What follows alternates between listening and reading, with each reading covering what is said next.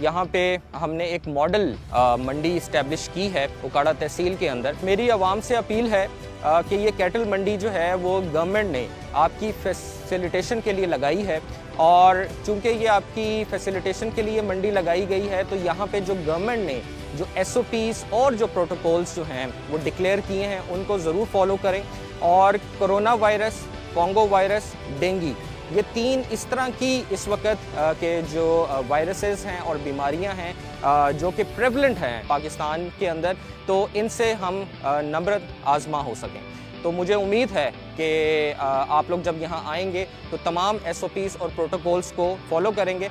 सबसे ज़्यादा ज़रूरी इसमें आपके मास्क हैं और ग्लव्स हैं और सोशल डिस्टेंसिंग है। ये 3 प्रोटोकॉल्स, और बार बार अपने हाथ धोएं और कोशिश करें हाथ मुंह वगैरह को ना लगाएं।